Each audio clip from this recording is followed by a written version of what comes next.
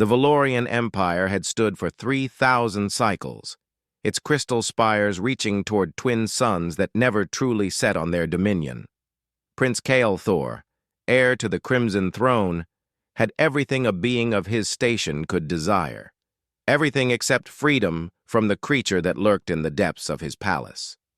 The Void Stalker had been bound to his family line for generations, a gift from the old gods themselves. It lived in the catacombs beneath the throne room, a beast of shadow and hunger that served as both protector and executioner. Its purpose was singular: to eliminate any threat to the royal bloodline. The problem was that it decided what constituted a threat, and its judgment was absolute. 17 delegates had died in the past solar cycle alone. Diplomats, suitors, advisors, all reduced to scattered atoms the moment they stepped beyond the throne room's ward stones. The beast could smell deception, fear, ambition.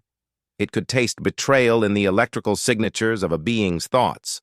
The Valorian court had become a tomb decorated in finery.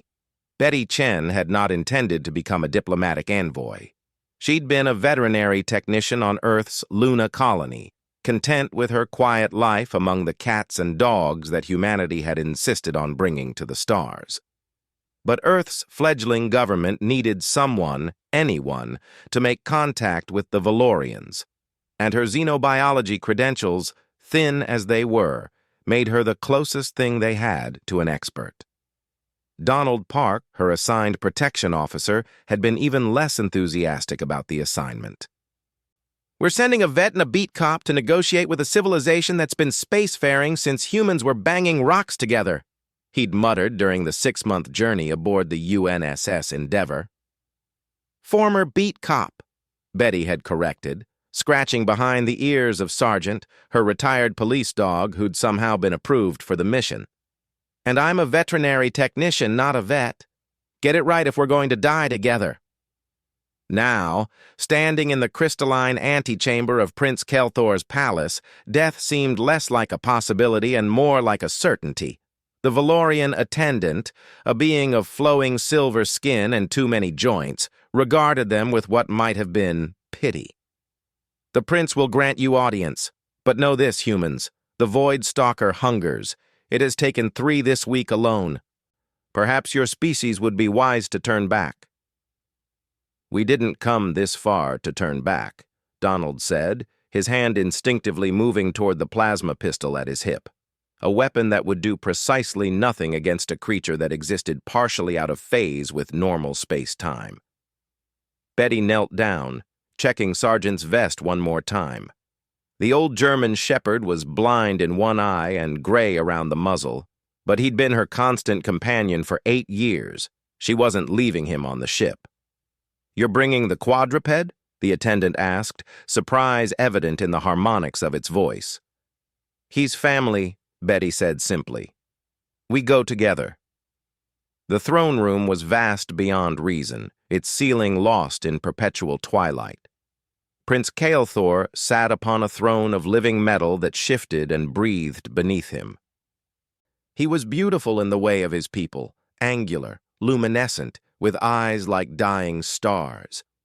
"Humans," he said, his voice carrying effortlessly across the space. "You are brave or foolish to come here. My beast has—" A sound interrupted him. Not a sound exactly, more like the absence of sound. A void where noise should be. The temperature dropped 30 degrees in an instant. Betty's breath came out in crystalline clouds. The Void Stalker emerged from a shadow that shouldn't have existed. It was massive, easily twice the size of an elephant, but its form kept shifting, refusing to settle into a single configuration. Sometimes it had too many legs. Sometimes it had none. Its eyes, if they were eyes, burned with an intelligence that was utterly alien and absolutely terrifying. Donald raised his weapon, knowing it was futile. Betty grabbed Sergeant's collar, pulling him close, preparing for the end. The beast moved toward them, reality warping in its wake. Courtiers who'd been frozen in terror scrambled backward. Even Prince Kael'thor tensed on his throne. And then Sergeant barked.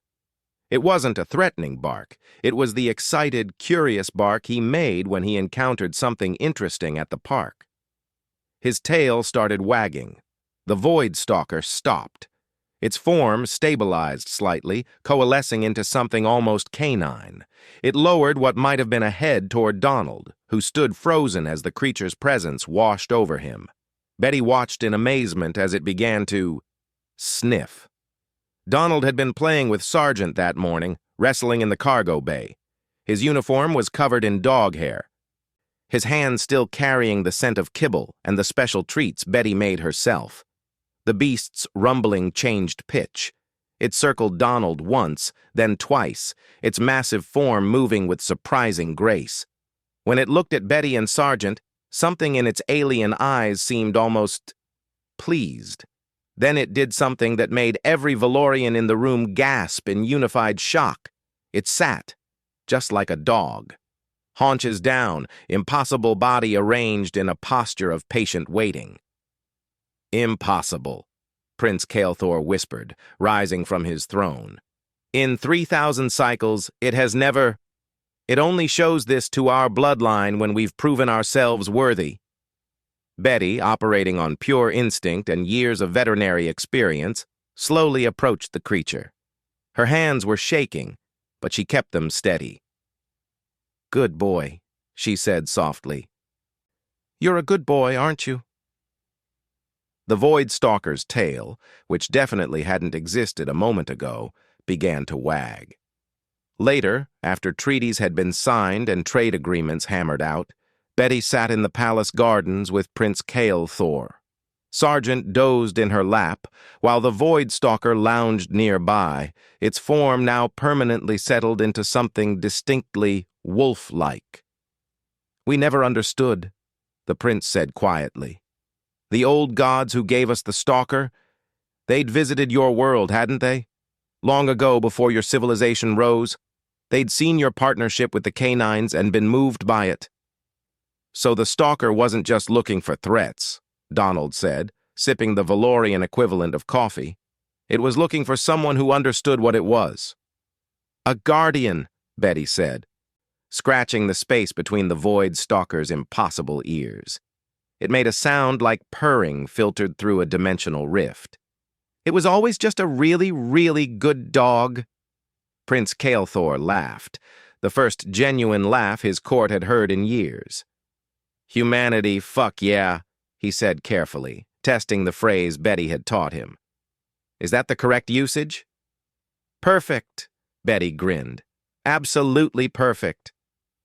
In the catacombs beneath the palace, where the beast had once lurked alone for centuries, there now sat two bowls, one for food, one for water. It was a small gesture, but it changed everything. Sometimes the most advanced civilizations forget the simplest truths. Sometimes it takes a veterinary technician and her elderly dog to remind the galaxy what really matters. Sometimes the universe runs on kindness, and sometimes, just sometimes, every good boy deserves a treat, even if that good boy happens to be an eldritch horror from beyond the stars.